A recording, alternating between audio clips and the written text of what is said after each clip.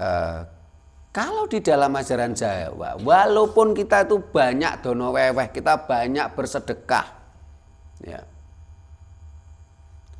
banyak melakukan kebaikan-kebaikan, ini bukan jaminan bisa masuk surga.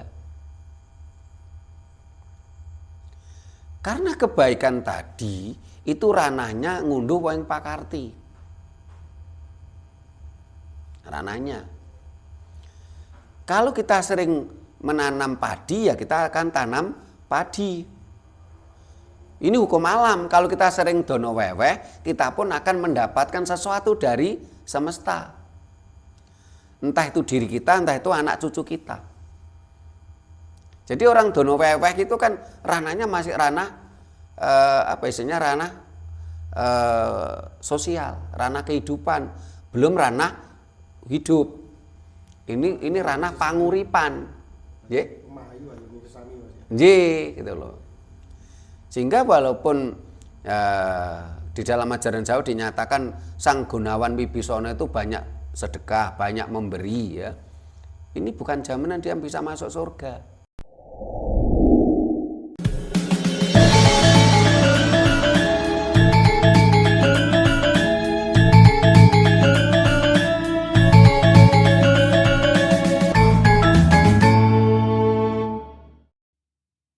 Rahayu. Para pemirsa Raket Prasaja TV channel yang kami hormati, selamat berjumpa kembali dalam kegiatan Yayasan Raket Prasaja, Lembaga Pengkajian, Pelestarian, dan Pengembangan Budaya Nusantara. Nah, para pemirsa, di salah satu video kita ada pemirsa yang tanya bentuk surganya orang Jawa itu kayak apa, katanya. Terus ada lagi yang bertanya bagaimana dalam ajaran Jawa itu tentang pasca kematian, gitu. Karena selama ini yang didengar banyak orang, entah itu lewat media, entah itu lewat para penceramah-penceramah agama, itu yang banyak ini kan cerita-cerita pasca kematian versi ajaran Dayoh, yang mana seringkali kalau kita nalar itu tidak masuk akal. Bahkan sang penceramah tadi ketika berceramah tentang pasca kematian seolah-olah dia ini pernah mati, gitu loh. Padahal dia belum pernah mati, gitu loh. Karena itulah menanggapi permintaan pemirsa tadi, kita akan coba angkat. Tema kita saat ini adalah ajaran Jawa ngelakoni mati sakjroning urip. Karena di dalam ajaran Jawa itu pasca kematian itu ada sebuah gambaran unen-unen. Yen kurungane manuk jebol, manuke mabur, manunggal mring jagat raya. Ya. Kurungan manuk adalah gambar raga kita, gambaran raga kita, simbol raga kita. Sehingga ketika kurungan manuk jebol, ya, raga kita itu rusak. Entah rusak karena sakit, entah rusak karena kecelakaan, entah rusak karena memang waktunya sudah rusak karena usia. Itu manuke mabur, manunggal mring jagat raya. Jadi manuk tadi tidak nunggoni kurungan manuk sing wis jebol, sing wis rusak mau.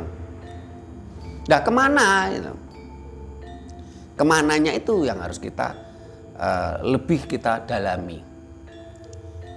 Sehingga di dalam ajaran Jawa sebelum raga ini rusak, ya, rusak dalam artian kecelakaan, berarti mati misalnya yang tidak sengaja, ya, karena kecelakaan, ataupun mati karena sengaja, ataupun karena raganya sudah nggak bisa dipakai lagi. Supaya nantinya setelah raga ini sudah nggak bisa dipakai, kita diajari oleh leluhur kita tentang ilmu, yaitu ajaran Jawa ngelakoni mati sakjroning urip, supaya nanti ketika raga kita sudah nggak bisa dipakai, ini kita sudah tahu kemana kita meneruskan perjalanan. Kita tidak nunggoni rogone awake dhewe yang sudah rusak tadi di kuburan atau di pesarean. Nah, untuk itu akan kita buka dulu ini dengan tembang oleh Mbak Diah Ririn Yuliawati. Monggo Mbak Diah, tembangnya. Rahayu.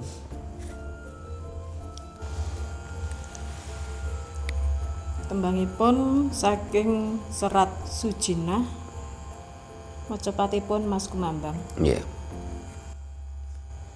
Dalam purba mayang sajroning puri,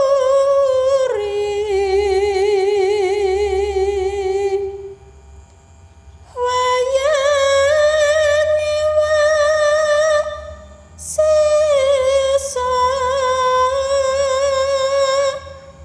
ingkang nonton suksma jati,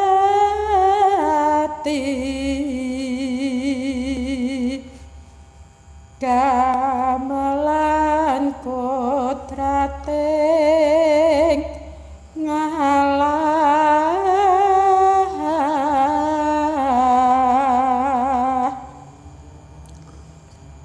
Une eno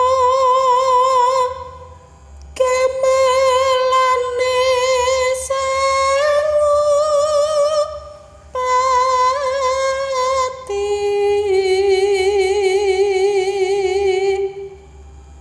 sithik langkah bakal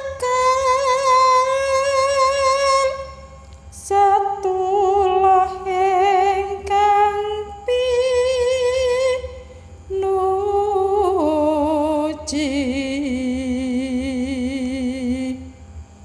pujine syukur kang ana.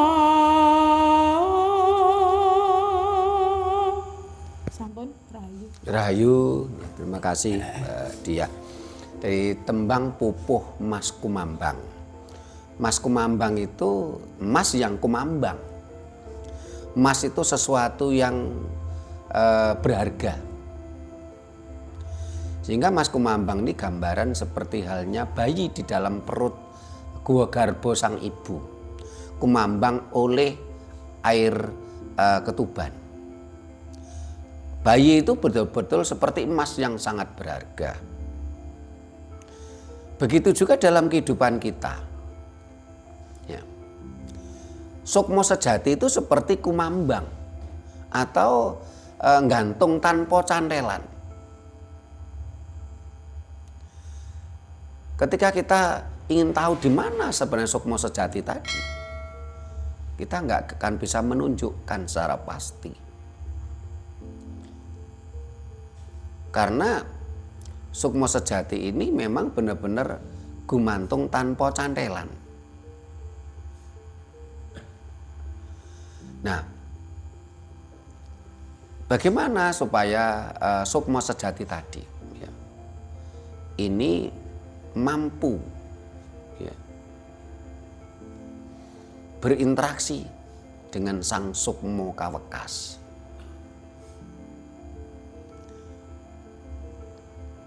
Nah, dalam tembangnya Mbak Diah tadi juga cukup lumayan ini selaras dengan tema kita.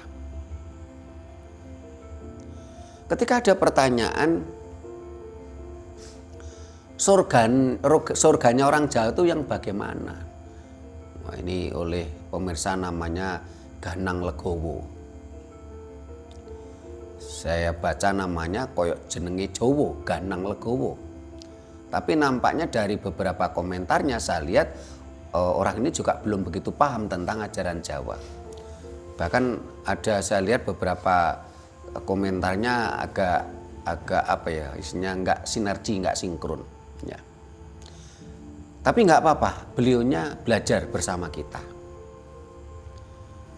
Karena kalau ada kata-kata pertanyaan sebenarnya seperti apa toh surganya orang Jawa, ini pertanyaan ini kalau menurut saya pertanyaan yang nampak sekali Anda belum paham tentang ajaran Jawa. Kenapa ya? Karena surga sendiri itu bahasa Jawa. Surga itu milik orang Jawa. Sehingga kalau saudara Ganang Legowo ini ngikuti channel kita mulai awal, ada video kita yang berjudul apa? Surga itu milik orang Jawa, bukan milik orang Arab. Nah, kenapa? Karena surga itu memang milik orang Jawa, bukan miliknya orang Arab. Orang Arab punyanya jannah. Orang Israel punyanya Eden. Ya.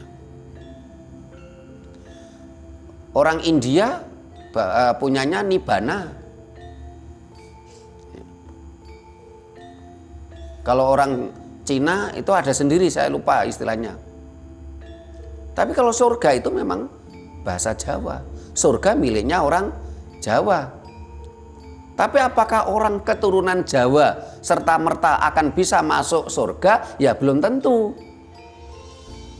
Tetapi walaupun Anda orang Inggris, orang Madura, orang Batak, ya, orang Amerika, orang Arab, kalau Anda mampu berkarakter Jawa, ya Anda bisa masuk surga. Nah, surga, ya, surga ini kalau dalam ajaran Jawa, surga ini papan kasampurnan.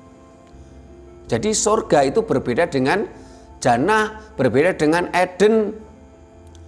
Kalau saya baca di dalam kitab suci mereka, jannah dan Eden itu ada kemiripan. Gambaran tentang kebun, gambaran tentang taman, ya, sesuatu yang sejuk, air mengalir, ya. Di sana masih ada gambaran kebutuhan biologis, ya. Itu gambaran mereka. Apakah itu salah? Kami tidak dalam ranah untuk mengatakan salah dan benar. Tapi rasio kita mengatakan, kenapa ajaran mereka menggambarkan Eden dan jannah seperti taman, seperti kebun dengan sesuatu yang rindang, yang sejuk, air mengalir. Karena itulah impian orang di tengah gurun pasir. Yang dengan panas, dengan gersang, otomatis mereka bermimpi di suatu tempat yang teduh, yang sejuk, ya, yang air mengalir. Di sana air sangat sulit. Buah-buahan tinggal petik, ya. Itu gambaran mereka di gurun pasir karena memang tempatnya gersang. Nggak jauh-jauh lah seperti kita ketika kemarau panjang, ya, kita di tengah sawah, kita kehausan, apa yang kita impikan? Air yang sejuk atau minum es. Itu gambaran rasio manusia. Jadi kita tidak bicara salah dan benar, kita bicara rasio. Lembaga kita lembaga pengkajian, pelestarian dan pengembangan budaya Nusantara. Kita adalah lembaga kajian, ya. Sehingga di sini kita tidak akan bicara terlalu jauh tentang jannah dan Eden. Tapi kita tadi untuk sebagai perbandingan saja. Sehingga di jannah dan Eden masih ada gambaran nafsu seksual. Ya. Sebenarnya dalam bahasa asli mereka adalah kawaiba atau kawaib, yang artinya perempuan dengan payudara yang besar. Itu gambaran mereka. Apakah itu salah dan benar? Bukan ranah kami untuk mengatakan salah dan benar. Silahkan rasio para pendengar, logika para pendengar sendiri, para pemirsa sendiri yang berlogika. Bukan ranah kami bicara itu salah dan benar. Dan ini kita sampaikan untuk perbandingan karena ada pertanyaan, bagaimana surganya orang Jawa? Kalau surga memang milik orang Jawa. Surga dalam ajaran Jawa, dan itu memang murni bahasa Jawa, ya. Sehingga kalau ada sales-sales ajaran Dayoh itu ngiming-ngimingi bangsa ini tentang surga, itu jelas penipuan. Karena di dalam ajaran mereka tidak ada surga gitu loh. Mereka hanya menipu saja. ngiming-ngimingi surga, mengiming bidadari. Padahal di kitab suci mereka tidak ada kata surga, tidak ada kata bidadari. Nah, di dalam ajaran Jawa, ya, surga itu papan kasampurnan. Bahkan sekelas Raja Singgelopuro, ya, Singgelopuro itu nama lain Alengkodirojo setelah bedah oleh Rama menjadi Singgelopuro. Gunawan Wibisono ini seorang Raja Agung Binathara, kaya raya. Perbuatannya juga baik karena dia tangan kanannya Sri Rama. Tapi ketika dia mau masuk surga, nggak bisa. Karena dia belum menyempurnakan sedulur papat limo panceri. Ini digambarkan seperti itu. Jadi setelah masuk surga, nggak ada itu gambaran tentang nafsu birahi, nafsu duniawi, makan, minum, seks, nggak ada. Papan kasampurnan. Ya. Nah, supaya bisa ke sana tentunya kita ngunduh woing pakarti. Sehingga di video kita yang lain kita membuat video yang berjudul apa? Kunci masuk surga. Ini bukan iman. Kalau di dalam ajaran Jawa, kunci masuk surga adalah budi pekerti.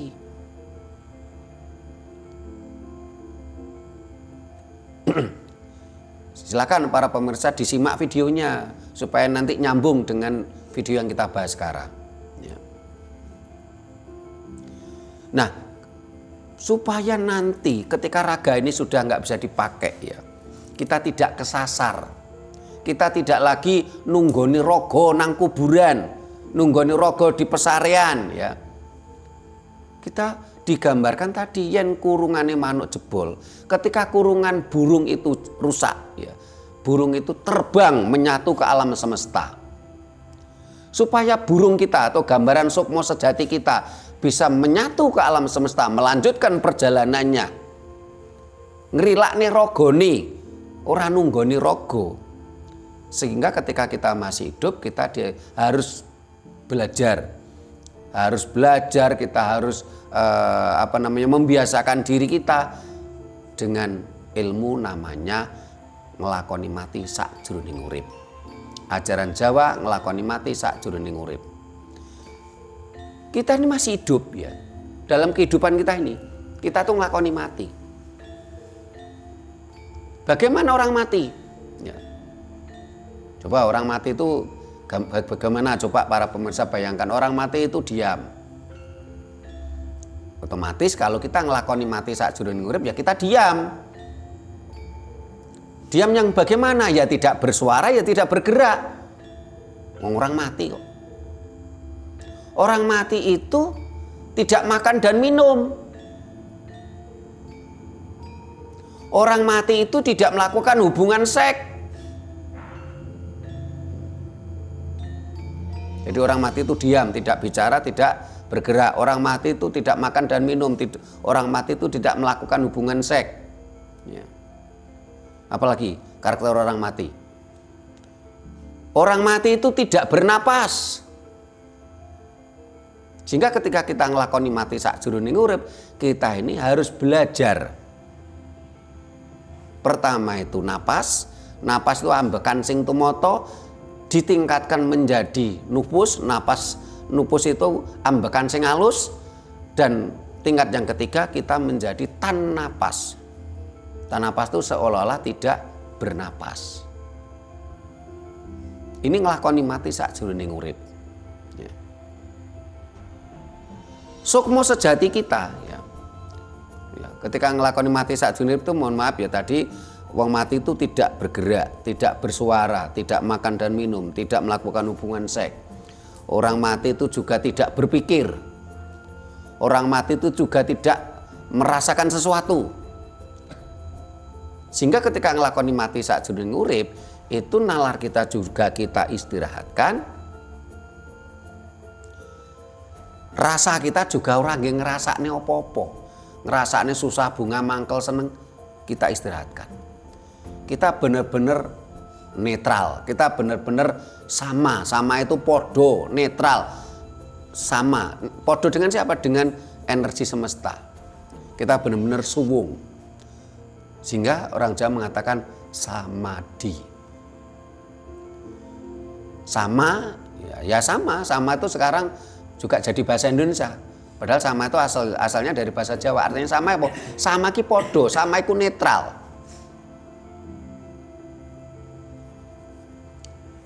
Netral itu nol. Ya. Sama itu bukan 1, 2, 3, 4, tapi nol.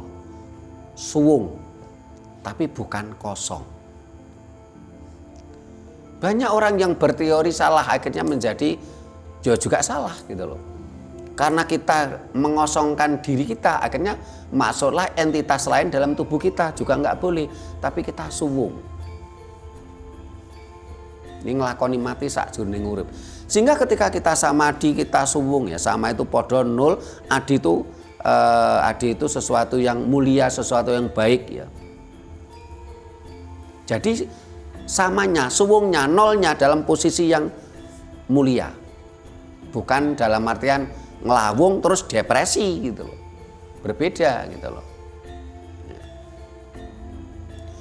Sehingga dalam posisi itu sukma sejati kita akan menjadi tajam.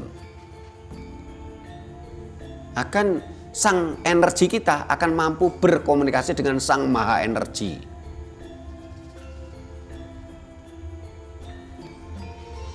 Ya, bahasan ini sebenarnya beberapa kali di video kita pernah kita sampaikan, tapi belum kita bahas secara rinci dalam satu video yang sekarang kita bahas. Nah, ini supaya lebih gayeng ini, monggo kondo takon. Para pemirsa silahkan kondo takon di kolom komentar. Sekarang mic-nya di sebelah kanan, monggo Mbak Dia atau Mas Puji dulu. Rahayu. Ini kalau ini pendapat saya menurut pemahaman saya ya, ngelakoni mati sakjroning urip itu adalah belajar untuk ketenangan diri ya, ketenangan jiwa. Soalnya manusia ini masih terbawa 4 sifat yang ada marahnya, ada emosinya, ada tenangnya, ada inilah. Ini kita kalau belajar mati sakjroning urip itu kan ya supaya seimbang, sinkron, dan kita bisa menghadapi segala masalah itu dengan ketenangan, tidak dengan emosi. Soalnya kalau dikatakan untuk istilah mati ya, istilah mati itu ini saya kadang-kadang juga bergurau aja lah sama teman-teman Tuhan, soal Tuhan tuh di mana sih? Banyak yang mengatakan di dalam agama itu Tuhan itu tidak jauh dari urat nadi. Nah, berarti kan ada di dalam diri kita. Nah, tapi ada yang mengatakan Tuhan itu tidak pernah tidur, tidak pernah mengeluh atau apa ya. Nah, itu yang di dalam tubuh kita ini apa yang seperti itu kan. Nah, kalau Romo tadi bilang kan ada istilah nafas, tanafas, nufus. Nah, itu. Padahal kalau cirinya orang mati, kalau yang saya tahu itu pasti diceknya itu pas di nafas ya. Kalau orang ini sudah tidak ada nafas berarti sudah mati.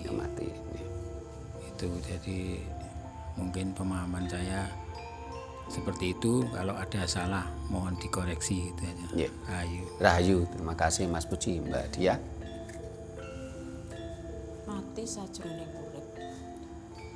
Kata-kata lain sirno. Sir itu adalah dari diri kita. Nafsu 4 perkara. No iki dumunung, berarti sirnane ana dumunung. kuduning raga. Apa sing dipateni? Mung rasa sing ana sajroning rasa sajroning rasa. Nafsu limang perkara, siji rasa sing kudu ditutup. Belajare mati saka ngendi? Saka rasa sing diupadi.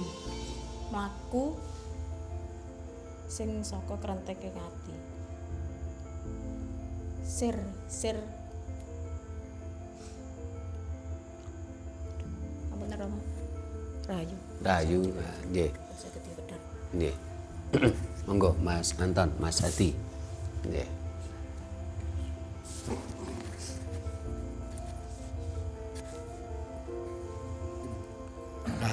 Rahayu. Mati sajroning urip, yang dituju itu sebenarnya siapa? Itu aja Romo. Nggih, terima kasih Mas Anton, Mas Hadi. Rahayu. Kalau membahas mati sajroning urip ini adalah sebenarnya ilmu tingkat tinggi. Nggih. Karena untuk lelaku mati sajroning urip ini tahapannya itu banyak. Nggih. Biasanya ya seperti semedi, ya seperti puasa. Tapi kalau yang dasar, kalau menurut saya itu mati sajroning urip itu adalah gimana kita bisa mengendalikan diri kita dulu. Kalau ilmu kita setinggi langit, kalau kita nggak bisa mengendalikan diri kita, 4 anasir yang ada dalam tubuh kita ini, ya percuma, jadi salah. Itu aja Romo. Yeah. Kalau salah mohon dikoreksi. Rahayu. Rahayu. Yeah. Terima kasih Mas Puji, Mbak Dia, Mas Anton dan Mas Hadi. Yeah. Ya, yang disampaikan Mas Puji dan Mas Hadi ada kemiripan tentang nafsu kita. Tadi sudah saya sampaikan bahwasanya ketika Gunawan Wibisono mau masuk surga itu nggak bisa. Kalau di dalam bahasa agama kan pokoknya wong iku akeh ngamali, ya. Akeh dono wewehi. Dono weweh itu kalau bahasa Arabnya barangkali sodakoh, ya. Itu katanya dijamin masuk jannah, sebenarnya bukan masuk surga. Wong mereka nggak punya surga kok. Ajaran Arab kan nggak punya surga, adanya jannah gitu loh. Nah, saya tidak mengatakan ajaran ini salah, enggak, saya nggak mau mengatakan itu. Ini kita sampaikan hanya untuk perbandingan saja. Ya. Kalau di dalam ajaran Jawa, walaupun kita itu banyak dono weweh, kita banyak bersedekah, ya. Banyak melakukan kebaikan-kebaikan, ini bukan jaminan bisa masuk surga. Karena kebaikan tadi itu ranahnya ngunduh wong pakarti. Ranahnya. Kalau kita sering menanam padi, ya kita akan tanam padi. Ini hukum alam. Kalau kita sering dono weweh, kita pun akan mendapatkan sesuatu dari semesta. Entah itu diri kita, entah itu anak cucu kita. Jadi orang dono weweh itu kan ranahnya masih ranah ranah sosial, ranah kehidupan, belum ranah hidup. Ini ranah panguripan, nggih. Nggih, gitu loh. Sehingga walaupun di dalam ajaran Jawa dinyatakan Sang Gunawan Wibisono itu banyak sedekah, banyak memberi, ya. Ini bukan jaminan dia bisa masuk surga. Ya. Gunawan Wibisono bisa masuk surga kalau ya sesudah dia mampu menyempurnakan 4 saudaranya. Ya. Siapa saja yang 4 saudara ini kan sering kita bahas, ya. Yang pertama yang berbentuk material. Tanah, air, api, dan udara ini harus disempurnakan. Sepanjang 4 saudara kita yang berbentuk tanah, air, api, dan udara itu belum sempurna, kita nggak bisa masuk surga. Nah, sehingga orang di dalam ajaran Jawa, ini orang yang sudah meninggal raganya itu biasanya di patunon. Ya. Patunon, patunon itu ditunu, dibakar. Ini istilah Jawa kuno juga itu patunon. Bahasa lainnya ya patunon itu dari tembung tunu, tunu itu dibakar. Ya. Terus ada dikatakan dibesmi juga dibakar. Ya. Ini untuk dalam rangka apa? Menyempurnakan 4 saudara kita tadi yang berbentuk material. Nah, sementara kalau dikubur ya ini kan saudara kita kan belum sempurna ini. Kalau yang tanah jelas memang dikubur dalam tanah, tapi bagaimana saudara kita yang lain, yang angin, yang api, ya, yang air? Barangkali yang air juga hampir sama, kan posisi di tanah ya. Tapi bagaimana saudara kita yang angin sama api? Nah, setelah 4 saudara kita tadi sempurna, setelah itu saudara kita yang semi material. Apa itu? Kakang kawa, adiharani, getilan, tali pusar, ini juga harus disempurnakan. Terus saudara kita yang berbentuk nafsu, Lodro, Angkoro, Soekardo, Nimpuno. Ya. Kalau ini disempurnakan baru kita bisa masuk surga. Sehingga dalam ajaran nglakoni mati sakjroning urip, ya memang tadi saya katakan wong mati ki ora obah. Wong mati itu tidak bergerak, orang mati itu tidak bersuara. Sehingga dalam kita menjalani ajaran nglakoni mati sakjroning urip ya kita tidak bergerak, kita tidak bersuara. Ya. Sehingga sebisa mungkin ya, ketika kita samadhi itu ya posisi kita posisi terdiam. Ya. Tapi kadang-kadang karena sekarang pengaruh kolesterol kita kadang-kadang kan duduk lama nggak kuat. Ya kita harus belajar. Tapi biasanya kalau kita samadhi ini yang biasa orang samadhi ini ya, yang udah belajar nglakoni mati sakjroning urip ya. Kalau kita samadhi, kalau kita benar-benar bisa trans, itu kita nggak terasa loh, kaki kita walaupun kemeng nggak terasa tuh.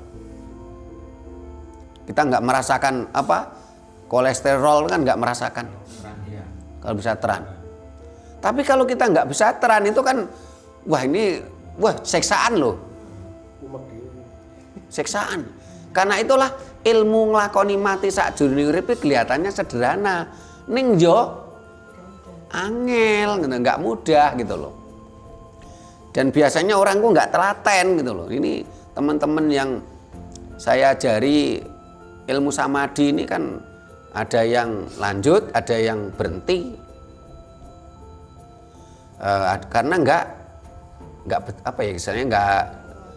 nggak kuat atau nggak telaten. Ya.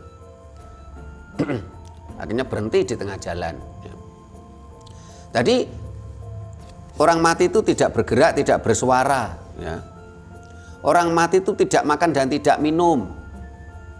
Sehingga sebelum kita melakukan samadhi, berkali-kali saya sampaikan, jangan sampai perut kita terasa kenyang. Biasanya saya suruh puasa. Saya katakan puasa, bukan siam, bukan saum. Puasa Jawa itu ada 4+1. Ini harus paham nih para pemirsa. Apa saja 4+1 puasa Jawa? Ngerowot, yang dimakan cuman polo pendem. Apa polo pendem? Buah-buahan yang ada di dalam tanah. Ini kadang-kadang banyak penggiat budaya Jawa. Ini kadang-kadang nggak paham loh sastra Jawa. Contoh kemarin kita di Gua Ontobogo itu. Karena MC yang ditunjuk nggak datang, akhirnya kan saya yang tidak ada rotan akar pun jadi. Saya nyondro dengan bahasa Jawa. Ada yang nyeletuk, Pak, mereka nggak paham loh Pak dengan bahasa Jawa Bapak. Harus diartikan. Akhirnya saya mengartikan dengan bahasa Indonesia. Baru yang kirap tuh bergerak pelan-pelan. Saya kadang-kadang juga heran ini. mereka kadang-kadang mengibarkan bendera, saya ini penggiat budaya Jawa gitu, tapi nggak ngerti sastra Jawa gitu.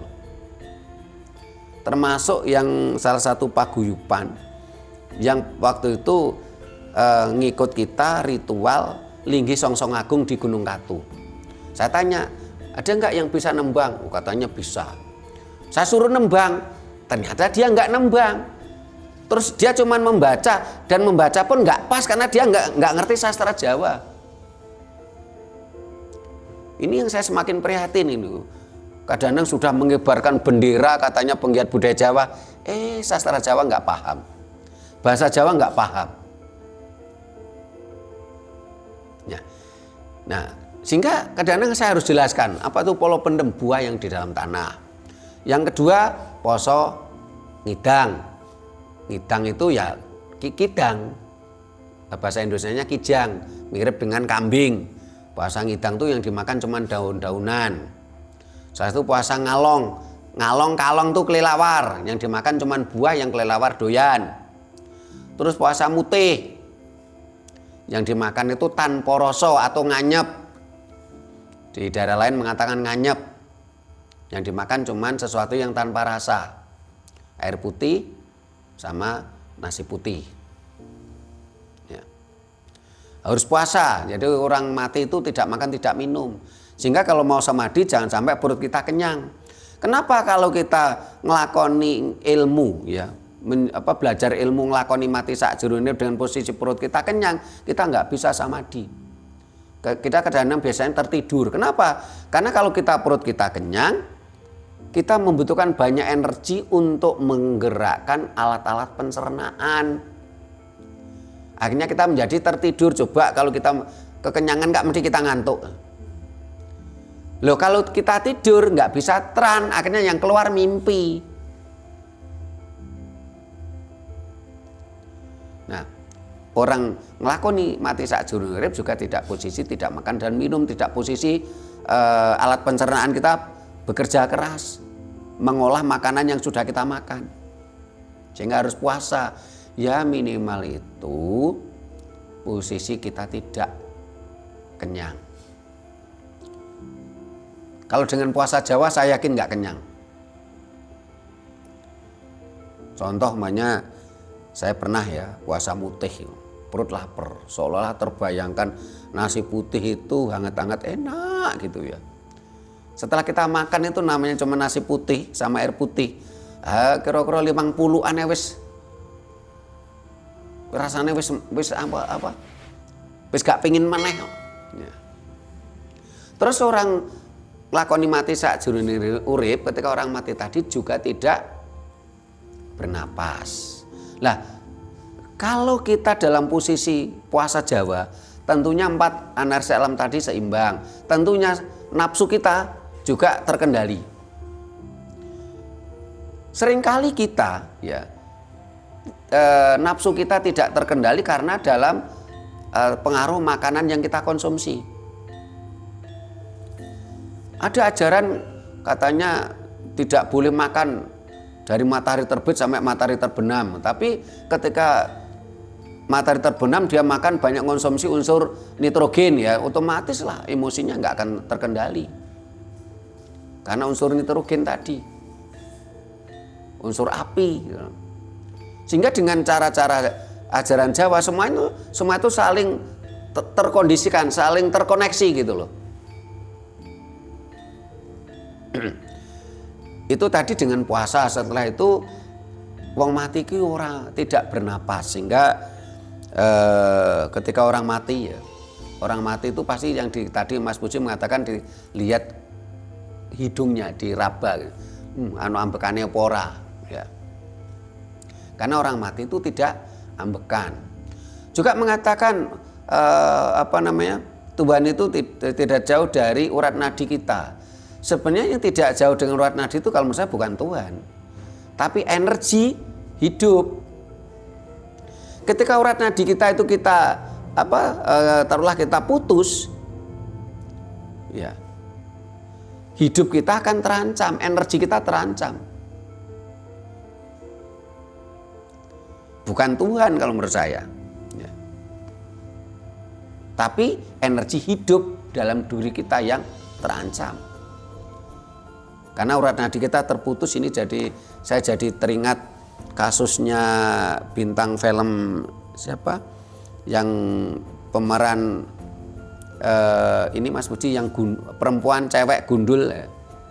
Itu kan sakitnya waktu itu kan urat nadinya kan juga putus itu, sehingga dia dibantu dengan medis bisa bertahan hidup sampai sekian tahun. Akhirnya keluarganya, ibunya merelakan, akhirnya bantuan medis tadi dicabut, langsung meninggal.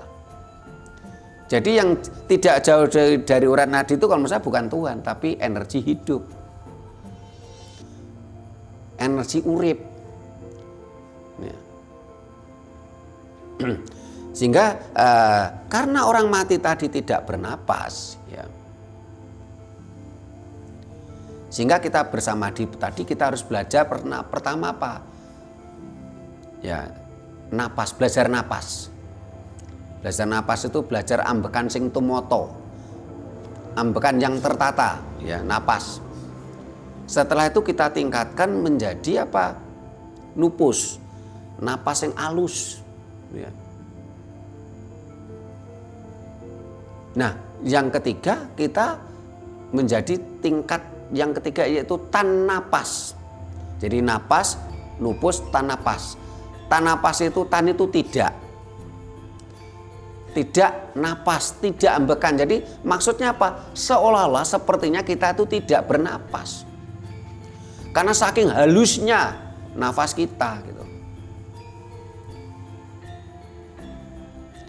Nah, yang dituju kemana tadi pertanyaannya Mas Anton.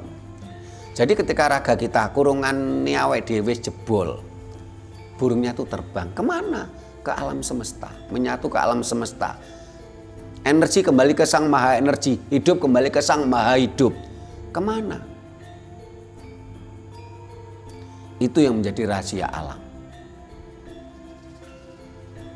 Yang jelas energi kembali ke Sang Maha Energi. Karena itulah kalau kita sering belajar, kita sering melakukan ritual-ritual yang disebut tadi ajaran Jawa, nglakoni mati sakjroning urip. Sang sukma sejati kita tadi sudah terbiasa, terkoneksi. Energi dalam diri kita sudah terbiasa terkoneksi dengan Sang Maha Energi. Sehingga nanti ketika raga ini sudah nggak bisa dipakai, kita sudah paham mau kemana, kita melanjutkan perjalanan.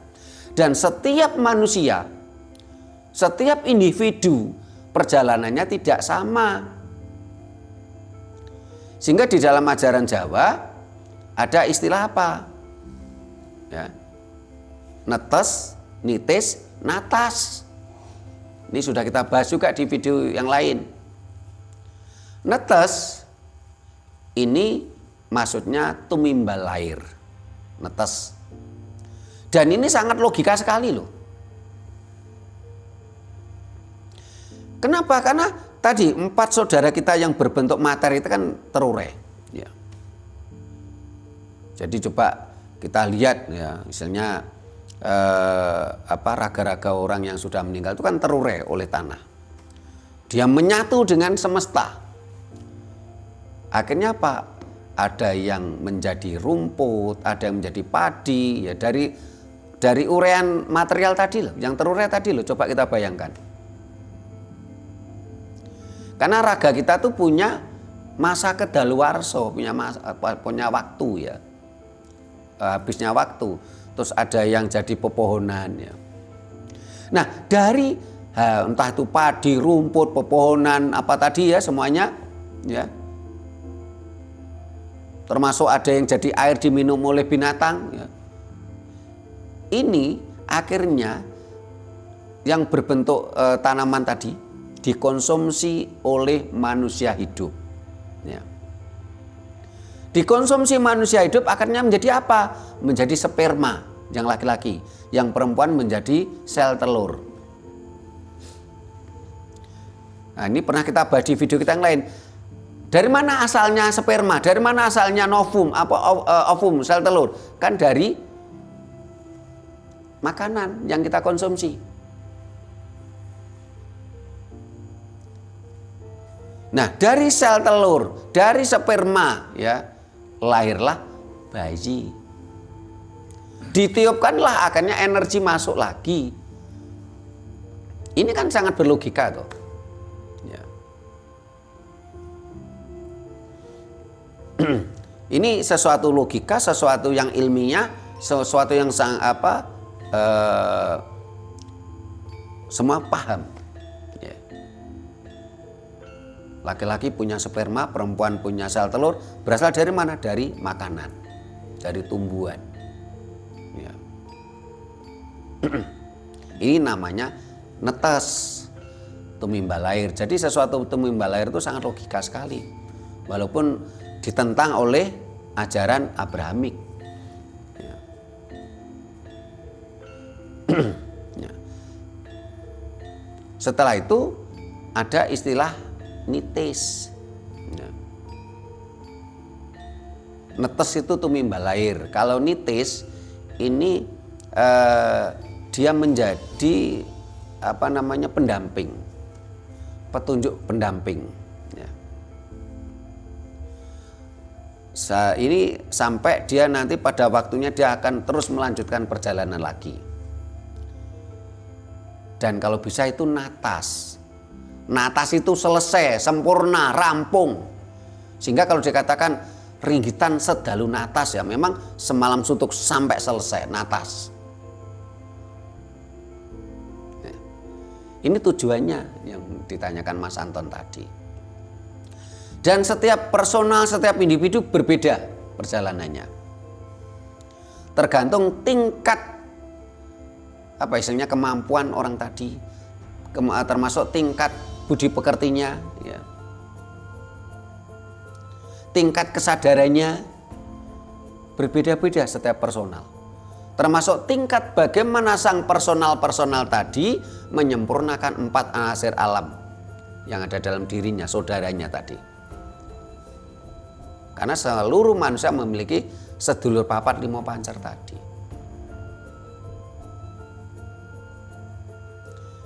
Ajaran ini sangat logika sekali, sehingga seringkali saya katakan siapapun yang bicara ajaran Jawa atau budaya Jawa tidak memenuhi unsur 3. Yang pertama tiniming nalar, logika, logis. Yang kedua kasunyatan, ilmiah akademis, realita, dan sejalan dengan serat teles. Ini bukan ajaran Jawa yang asli.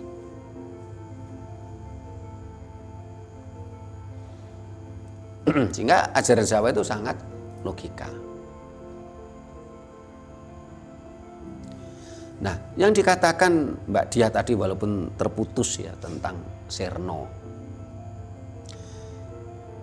Serno ini sebenarnya sangat berbeda dengan kata musnah. Serno juga berbeda dengan kata mati sebenarnya. Serno itu adanya pembaharuan sebenarnya. Sehingga ada kata-kata sirno ilang kertaning bumi. Sirna itu pembaharuan, jadi pergantian material.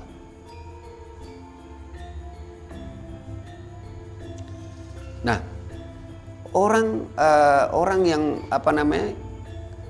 kalau orang meninggal ini kan memang mati. Belum dikatakan sirna. Wong raganya masih ada kok.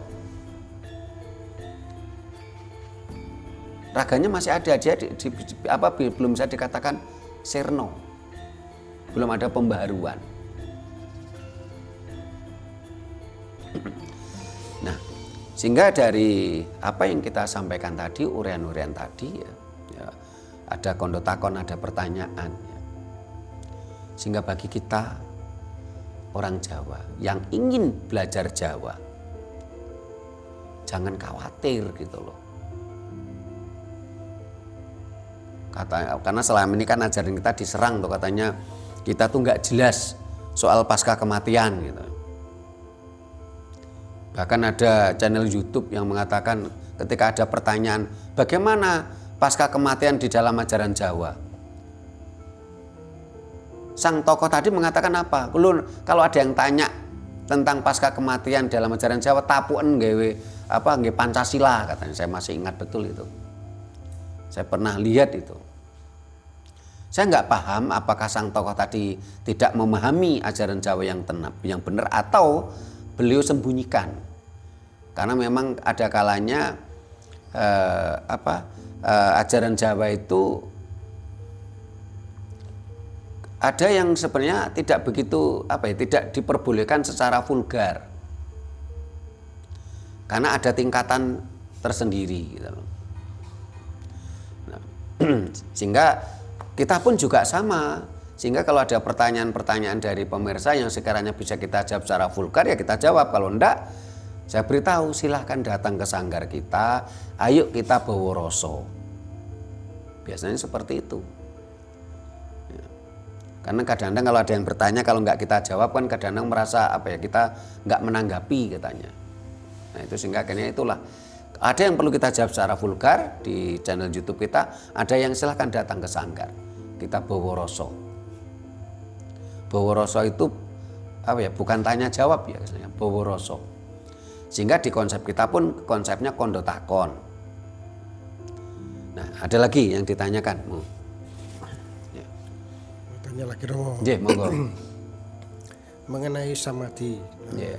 Kan di sini kan ada dupa. Nggih, dupa apa yang bagus untuk buat samadhi? Oh, nggih. Kan bisa jadi orang kan nggak tahu orang awam. Nggih. Kan ada juga saya melihat di YouTube itu nggak pakai dupa. Nggih. Kayak gitu. Itu aja. Nggih, terima kasih Mas Hadi. Nggih. Ada lagi Mas Puji? Nggih. Ini memang kalau bahasa surga, Nggih. karena kita ngomong apa surga itu punyanya orang Jawa atau apa, tapi orang masyarakat kita itu kan sudah termakan kata ya, Yeah. sudah jadi bahasa umum ya. Jadi yang dipakai untuk supaya mereka itu ya ikut arus ya. Yeah. Sebetulnya ya kata itu sebenarnya kata surga itu. Yeah. Cuman bayangannya kalau menurut mereka surga itu yoas nanti di sana hidup enak atau ada segalanya termasuk ada wanita ya kan, iming-imingnya kan ke sana. Yeah. Kalau Jawa itu pengertian surga ini apakah kebahagiaan yang ada di kita hidup ini, itu aja Romo ya. Yeah. Terima kasih Mas Puji. Yeah. Untuk Mas Anton ada pertanyaan? Enggak, nggih. Yeah, untuk Mas Hadi, dupa apa yang bagus untuk samadhi? Dupa itu ketika bicara aroma ya, ada wangi, ada harum. Ya. Sehingga kalau untuk samadhi ini lebih cocok dengan aroma yang harum. Apa yang dimaksud harum? Harum itu aromanya lembut ya. Kalau wangi ini lebih cenderung reaktif ya. Kalau harum itu lembut, soft ya. Nah, kalau di produk kita yang aromanya lembut atau harum itu ada Mahadewandaru, ada Melati, ya. Ada Kembang Telon, ya. Ada Alam Bromo, tapi terus ada Mawar. Tapi kalau yang wangi ada Kemenyan Jowo, ada Kemenyan Gaharu, ada Kemenyan Madu, ada Dewandaru. Ya. Kalau Mahadewandaru itu harum, kalau Dewandaru itu wangi. Jadi kalau samadhi itu yang lembut, yang harum, bukan yang wangi. Ya. Dan kita sarankan kalau kita samadhi jangan pakai dupa kimia. Kasihan paru-paru kita. Gunakan dupa herbal. Produk kita herbal. Kalau kita umpamanya ke leluhur kita juga gunakan dupa yang harum. Tapi bagaimana kalau kita ke punden? Ke punden, ke petilasan-petilasan itu gunakan 2. Ya wangi ya harum. Sehingga kalau leluhur kita dulu, kalau mamanya ke punden, ke pedanyangan, ini biasanya bakar kemenyan. Kemenyan itu wangi, tapi juga ada bunganya. Nah, ini kalau bentuk ini kan memang ini budaya Cina ini Yosua ini. Kalau Jawa dulu kan biasanya pakai kemenyan yang prongkolan. Setelah itu pakai kayu gaharu, ya, kayu cendono, ya bentuk kayu yang diseset menjadi kecil-kecil gitu. Terus pakai prapen. Nah ini kan benar budaya Cina, tapi ini ada nilai positifnya, nggak apa-apa kita pakai. Karena budaya itu dinamis, kita nggak bisa saklek. Karena kalau zaman sekarang ini, kalau kita pakai prapen ya agak kerepotan ya kita harus cari areng, terus kadang-kadang kita harus cari ya kalau dulu biasanya pakai ini minyak tanah, dulu kan nggak kenal, dia biasanya pakai minyak jarak atau minyak kelapa ya, atau pakai kayu ini cemara. Ini kan biasa termasuk bunga cemara, ini kan mudah terbakar itu. Tapi kan agak ribet, kalau pakai ini kan nggak ribet ya. Jadi kenapa kalau ke punden, ke pedanyangan kok harus ada 2? Karena di situ ada sukmo halus, sukmo suci leluhur, tapi juga ada sukmo bekasaan. Sehingga harus dibakar wangi dan harum.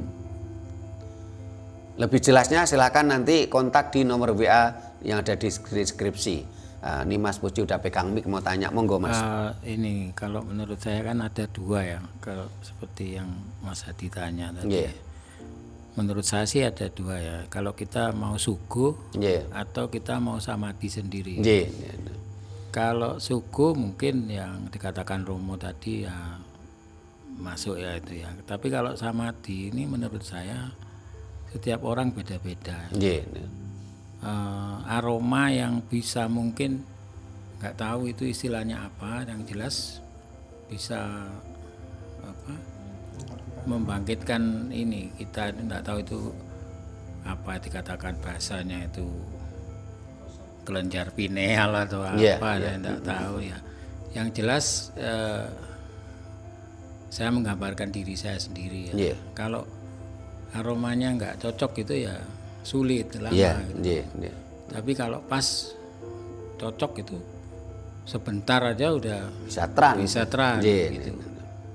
Jadi itu pendapat saya. Terus saya ini pesan sama mungkin pendengar, penonton ya.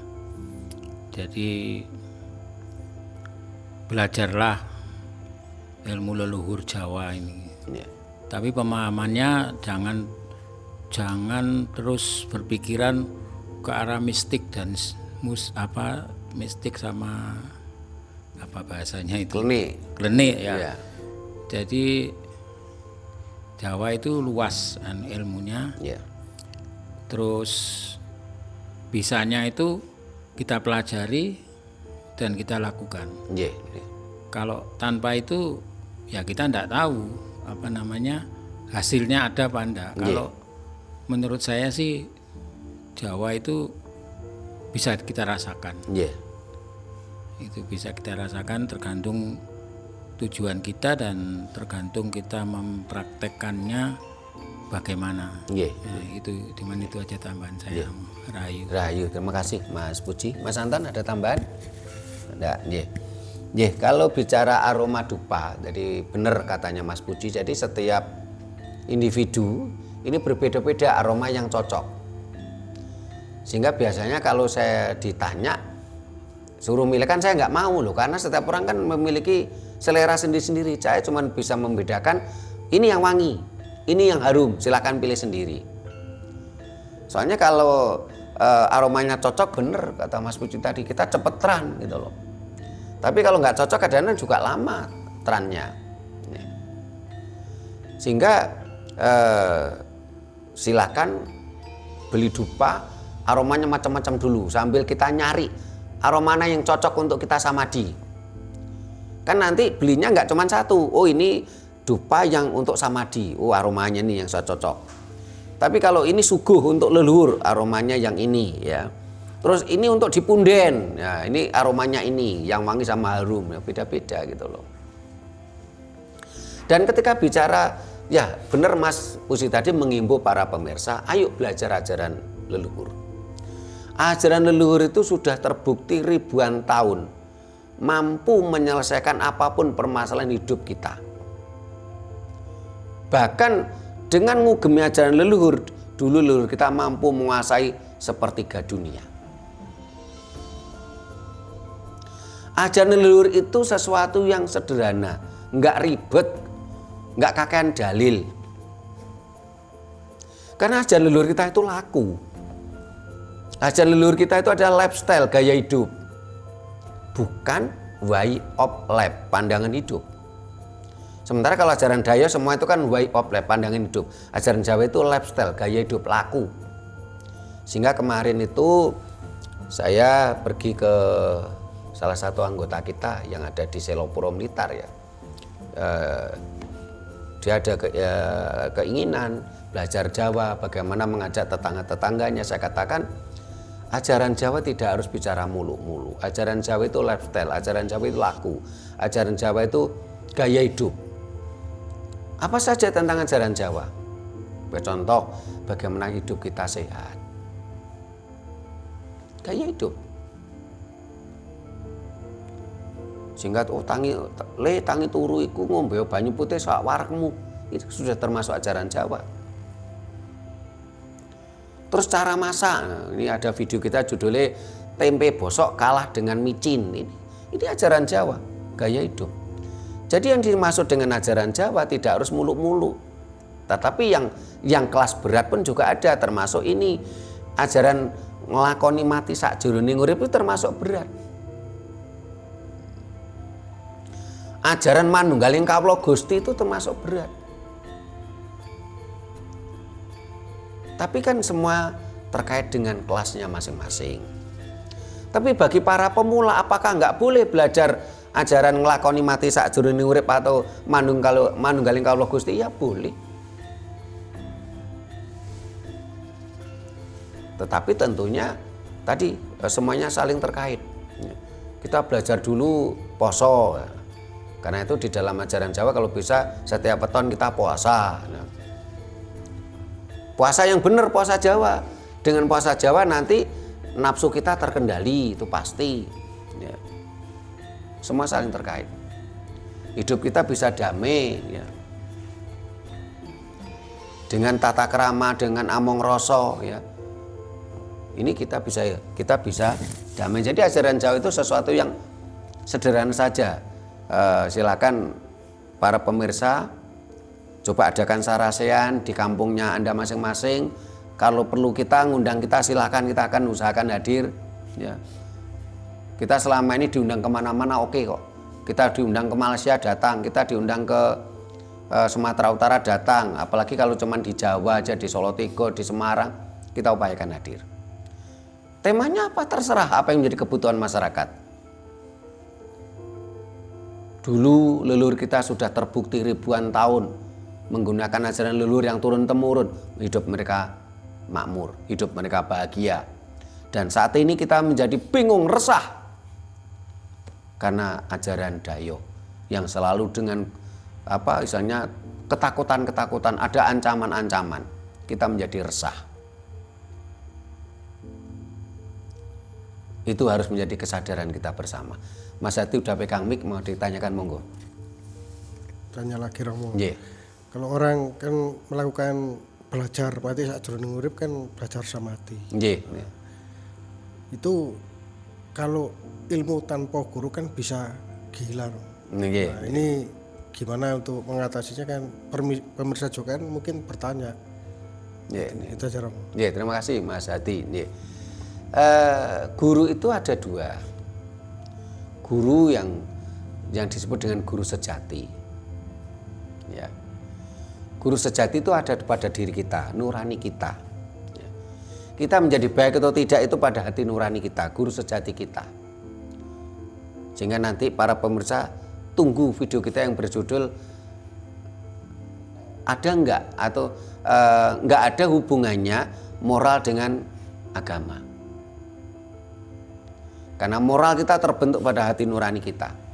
Kalau memang orang tadi moralnya baik, dia beragama semakin baik. Tapi kalau moralnya bejat, dengan agama dia semakin bejat.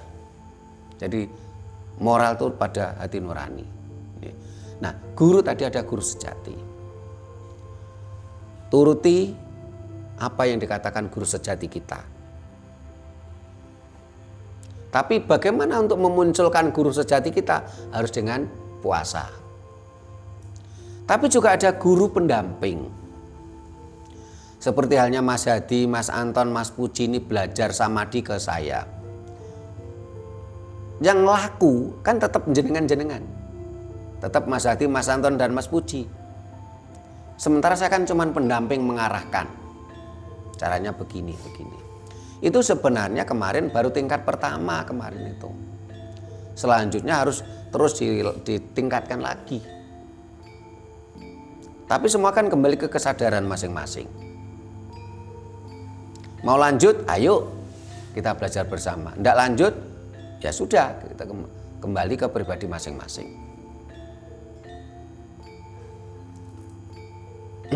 Ini ada lagi Mas Hadi, Mas Anton, Mas Puji, Mbak Dia. Bagi para pemirsa yang menginginkan guru pendamping, taruhlah saya, itu bisa hubungi kita. Atau ngumpul pada kelompok tertentu berapa, entah 10 orang, entah 20 orang, ngundang saya. Kalau nanti saya nggak bisa, saya bisa ngutus Mas Hadi, Mas Anton atau Mas Puji yang pernah saya latih. Ya. Saya sarankan berkelompok 10 atau 20 karena ya mohon maaf, kita jujur aja, kita pergi ke suatu daerah itu butuh BBM gitu loh.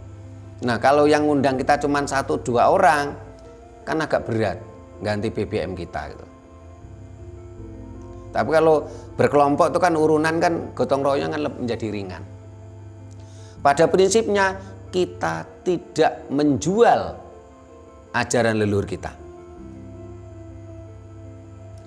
Karena di dalam ajaran Jawa menurut guru-guru yang selama ini mengajari saya diajari untuk apa?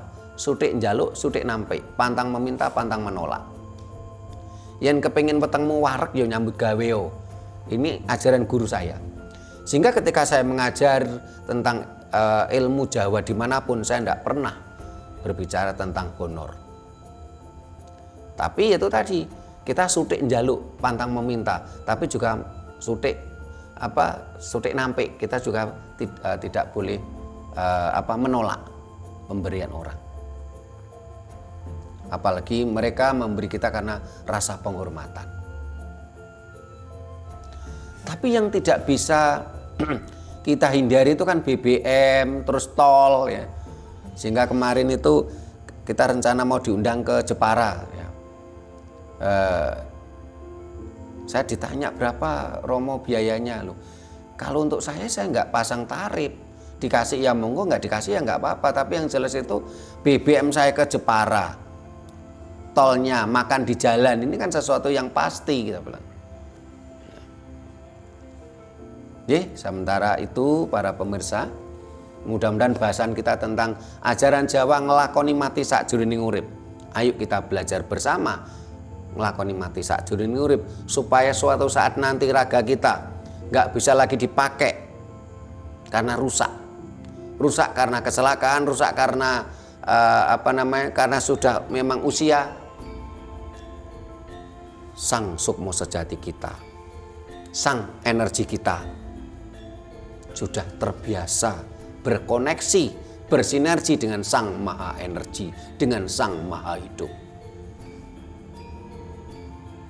Kita tidak lagi kesasar dan kita tidak lagi menunggu di tempat raga kita dikubur dalam kurun waktu yang tidak kita ketahui.